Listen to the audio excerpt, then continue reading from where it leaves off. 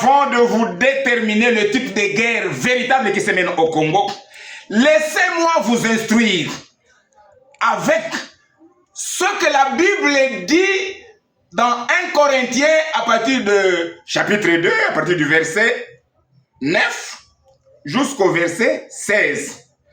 1 Corinthiens chapitre 3 verset 1. Là, je déplore beaucoup, parce que dans le monde, il y a 3 sortes des hommes. Il y a les hommes animaux. Un homme, il est là, on l'appelle homme, mais c'est un homme animal.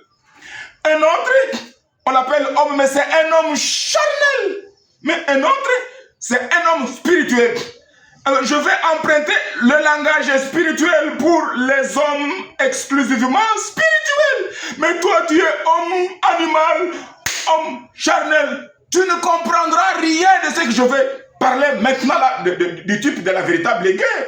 Voilà pourquoi je vous déplore, vous, homme animal, vous, homme charnel, mais vous serez bénis et vous serez avec moi et vous entendrez ceci. Si et si seulement si vous êtes un homme spirituel, parce que Dieu, il est esprit, son langage, c'est un langage spirituel, et Néhémie s'adresse à vous en langage de Dieu, n'étant autre que le langage spirituel apolitique d'un côté, et aussi un langage non religieux, confessionnel de l'autre. N'oubliez pas, je vous l'ai toujours dit, Dieu n'est pas politicien de la tendance des républicains, soit des démocrates, d'une part, et d'autre part, Dieu n'est pas religieux confessionnel de l'église catholique, orthodoxe, protestante.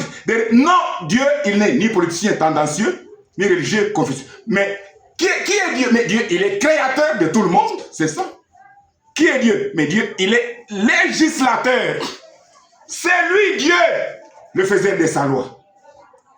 Il n'est pas seulement Dieu créateur, législateur, il est aussi Dieu, juge des vivants et des morts. Mais ça suffit pour Dieu. Qui est Dieu? Ici, il n'y a pas question de laïcité des États. Ça, c'est pour vous, Nations Unies, enfants du diable. Dieu qui vous a créé, il est créateur, il est législateur et il est juge. C'est fini. Il n'est ni politicien tendancieux, ni religieux confessionnel. Ça, c'est pour vous. Maintenant, écoutez le langage de Dieu. Dans la Bible, à suivre.